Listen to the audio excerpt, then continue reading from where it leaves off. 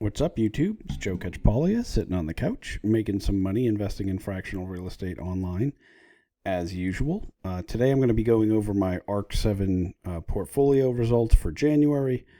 This is something I think I mentioned this last month. I'm going to start doing this on a regular basis. I don't have a very large portfolio on ARK7 yet, but I'm slowly accumulating. I'm actually pretty happy with a lot of the deals that I have so far, and there's a couple of things that I want to point out so this is the second time that I've had a dividend day since I invested on here, and I get this notice each time, or this is the second time I've got this notice, which I didn't know maybe they do this every time. If you've been investing on ARK7 for a while and you've gotten this bonus notification every time, let me know. Hopefully it's the case, because I missed it again this time. I don't have money sitting on here. But so it's, if you invest $800 within a certain period of time, which I'm running out of time now, you get an $80 bonus. I think this gave, I think dividends probably gave us like 3 days or something initially. So I mean, that's a 10% bonus, on what I'm already finding are some decent deals on here. So I thought that was kind of interesting. I thought it was a one-time thing last time, but clearly it's not. That's one of the things on a lot of the different platforms that I think if you're someone who's kind of active and spreading your money around a bunch of different platforms, you can actually make quite a bit from these different little bonuses, as long as you're not just getting duped into buying dumb stuff in order to get them. I noticed that's pretty common in the crypto space, right? People are like trying to get all this, they invest in stuff because like early adopters get, certain bonuses, but then a lot of times then they get wiped out completely. So who cares that you got some extra money, right? And so there's definitely some risk to that in this space. But I think, if you're already doing your own due diligence, if you're already investing on a certain platform, maximizing the returns that you get from all these little things, I think is something that you should really think about. Before I forget, please like and subscribe. In the description to this video, I have links to all the different sites where I'm currently investing in fractional real estate online. Some of them are affiliate links. You want to do your own due diligence on all of those platforms, and any of the properties that you see me talk about on here. Just because I invest in some of them doesn't mean that you should. Some of the platforms I have money on, I'm working on taking my money off. Some of it I'm not putting any more on, but it's just, whatever I put on is kind of just sitting there. So you want to just make sure that you're picking things that are right for you. Also, in the description to this video, I have a link set up to a Discord channel where we talk about fractional real estate investing on a regular basis. We probably have about 250 members now or more. I keep saying 200, but we get new ones all the time, so I bet it's even more than that. I haven't checked in a little while. We had 4 or 5 people jump in there today. Please just make sure, if you're in there and you see someone who looks like me but is trying to sell you something, that's not me. Always report them to me. I kick them out if they're actually in our server. A lot of times they just find you from being in the server, but they're not actually in there, and they send you a DM. Just be mindful of that. Okay, so back to my ARK7 portfolio. I've only got $2,356 in here. Not a whole lot of cash. This is my total dividends, 6.5% annualized return. Is that right? Yeah, for my January dividend, not terrible. You can see that's spread out across 4 properties at the moment, and I did just buy. Which one did I just buy? I think I just bought into this Atlanta C8 this month, so I'm not sure I think I probably got the dividends for that, but I'm not positive. But if you look, they always tell you, okay, what's your average compared to ARK7 across their whole portfolio average? So you can see I'm doing way better than their average. How am I doing this? Am I a genius? No, I'm just buying discounted properties, right? Because the yield that we get here is calculated based on how much we spent for it. And so spent on those properties. And so, if you bought this at the IPO, you didn't get a 7% yield this month. I got it because I bought this at a significant discount. And that's true of all of these. All of these were purchased at a significant discount, especially this Tampa S10. On this platform, their average yield is pretty sad, right? 4.27%. I'm not excited about investing in a real estate deal that I have no control over on a platform where you do have platform risk, just like all these fractional real estate platforms, for a 4.27% yield. But by buying at a discount, I can significantly increase the yield, and also just picking good properties, right? But the other thing, you have to remember, this yield isn't going to be your whole return. Theoretically, we're getting some appreciation. Sometime in the future, this property will sell, or maybe the shares will appreciate and you'll sell them. That's the idea. And so, but I want, when I'm buying real estate, especially the types of properties that are on here, I want a current yield, and I want it to be, somewhat significant, because, the lower your yield is, it actually, makes it so you have less margin of error. And if there's some problem, if you run into some problems and that you don't have that cash flow to sort of absorb whatever those expenses are, you can run in the negative. Now, most of these do have a reserve, so it's not that big of an issue, but it's something, that's one of the reasons why the yield is so important to me.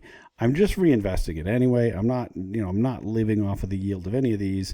The only money that I spend from real estate investing is I get have several private mortgages that I get that interest income is money that that's where if I'm going to spend anything, that's where it's coming from.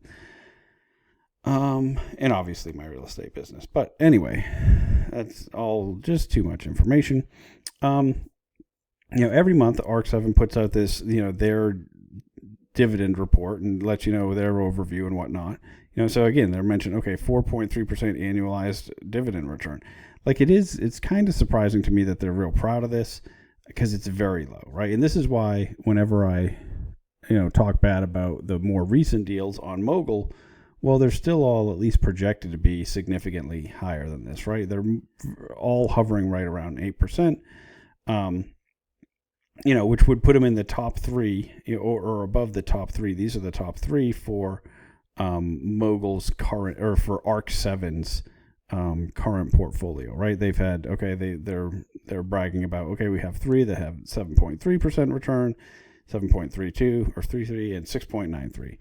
If you look at that and compare it to mine, hey, I got the 7.1, and this isn't listed in there. Well, it is. The reason is because my yield is higher because my basis was lower, right? So that's why it's different from what they're pointing out. So they talk about the total dividends distributed. I don't know why this is kind of meaningless, but I guess it just shows like how their company's growing, right? You can see the trends. One of the things, is that sometimes these annualized dividends are high because it is a short-term rental, right? Like when I go and look at C10, it's showing a dividend yield of 4.8, right? And so this is based on the average 12 months. So it's possible that this one is just had a good month last month, right? And that's why it paid out a little more. I'm not completely sure. There aren't any of these for sale on the secondary market. So I guess maybe this one just recently sold out, but this is in the same building as the C8, which is the one I own, which are, it's a building and they have several short-term rentals and condos in there. It seems to be working relatively well. I'm buying them on the secondary market because why not just get a discount, right? Like it's tough to know if you're investing on ARK7 and you're buying the IPOs. Is it just because you're trying to put more money to work? Like, put it in the comments or jump in the Discord. Let me know what your thoughts are. That's one reason that I could imagine, right? Because there's not always a ton of shares available on the secondary market. So if I needed to put, tens of thousands of dollars to work at a time, I wasn't just trying to pick up little pieces here and there. I could see wanting to do that. Is that what you guys are doing? Is that I'm curious if anybody's doing that. But for me, the real opportunity on this platform is the deals are the deals on the secondary market. The opportunity is. It's a little bit late, loopy, and I'm arguing with myself over grammar. Sorry about that. You can see this is another one that is in their top 3. This is, Dallas Fort Worth. So my issue with some of these is, okay, we're paying slightly over this estimate, even though this is an off-market deal, and getting an okay return.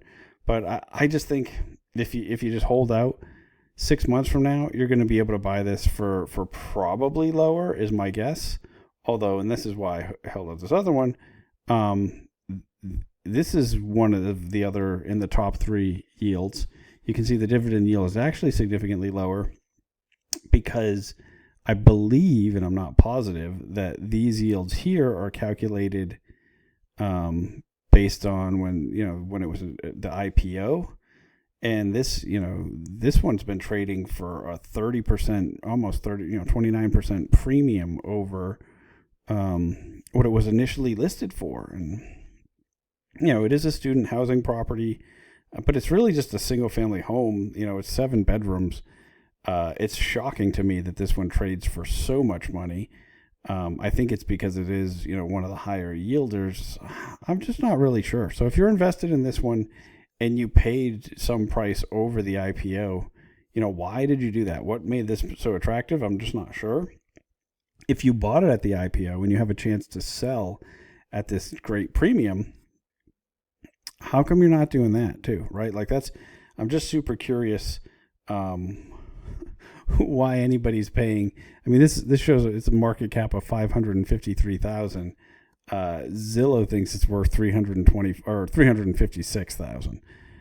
That's mind blowing to me, right? Why are we doing this? What am I missing, I guess is what I want to know. That's one of the things whenever I'm looking at the info that they're putting out. Oh, that's my report, not theirs.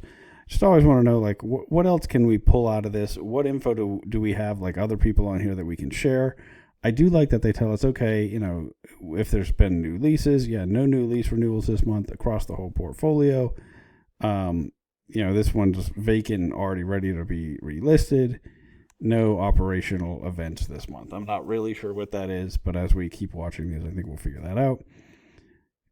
Strong performance exceeding a 4% rental yield on the short-term rentals. I mean, again, like, I guess, honestly, that's better than if I looked at my portfolio of short-term rentals on Mogul right now. Yeah, actually, ARK7's beating them because I have a bunch of poor performers on there. Is that true? Yeah, that's definitely true. I have a bunch that have been zeros for a while, and that's dragged down their average quite a bit. It'll be interesting to see, like, is that actually how it plays out over the long run or not? Because a lot of them are just, relatively new. I bought them on Mogul, but they were just purchased at the same time, right? So these are versus like these ones that ARK7 has that they've been operating for a little bit. This is kind of interesting that they tell us like how much actual trading volume there is and whatnot. I don't know how important this really is to me, but it's interesting to see like there are some, 70% of the portfolio has properties that are available to trade. So that means there's 30% that people have bought at IPO and have not listed for sale ever, that like nobody wants to sell theirs. Or maybe there's a lockup period. I actually don't know because I still have not bought a single one off of the off of that IPO. I'm always buying at the discounts. Now, I guess because I missed these ones, there are 3 that are selling at a premium. And actually, let's look at the whole portfolio and see, or the whole marketplace and see how many are trading at a premium.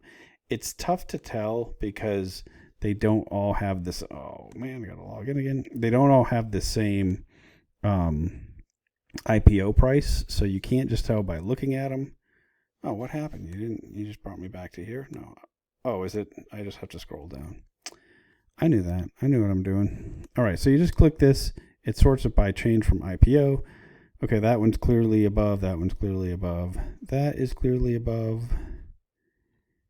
And that looks like that's it, right? These ones all are below their IPO price. So let's see. Yeah, these 3, those are the ones that they're showing off. Where did we see that? We saw that in this thing. Yeah, they're really quick to log you out. So yeah, this Dallas S29 or S9, Dallas S9. Yeah, okay, so that's up 10%. That's up whatever more. That one's up 29. So I guess, if you had bought those at the IPO, yeah, there's this opportunity to have made money selling these afterwards. But every other property, I think there's one more. I think these are probably break even at the 20. That looks like it's up 2%. So every other one, basically, all the other ones, yeah, you lost money if you bought it and tried to sell it. So it would be interesting to see, where'd that go? It'd be interesting to see what the average is. Oh, these are the price change, down 40%. I didn't see this one. What is that? Trading volume, price change. That's in the marketplace. Let's see. Do we see this anywhere? Should be close to the bottom. I wonder if it's one that I have to do this ARK7 Plus to see. Not sure, or maybe there aren't any available right now, right? Because that only shows you ones that have ones that are up for sale. Anyway, that's what's going on with my ARK7. It is, I mentioned I took some money off Lofty after the Leclerc redemption. Probably most of that's going to go on to here. It's just slow because I'm just looking at when there's deals on the ones that I've identified that I want pieces of. And then it takes a while to move the money onto it when that happens. But so far it's going fine. I am pretty happy with this portfolio so far. So we'll see how that goes going forward. After like monitoring it for a year and not buying anything, I'm starting to think that, now that secondary market is heating up a little bit, it's definitely growing on me. Anyway, that's it for me for today. How did your dividends do? If you're already an ARK7 investor, did you come anywhere close to the 6.5%? Did you crush me? Did you do way better? I'm super curious how everybody else is doing on here because I know a few of you have been on here much longer than I have. Anyway, that's it for me for today. Until next time, I'm going to just keep making mistakes so that you don't have to.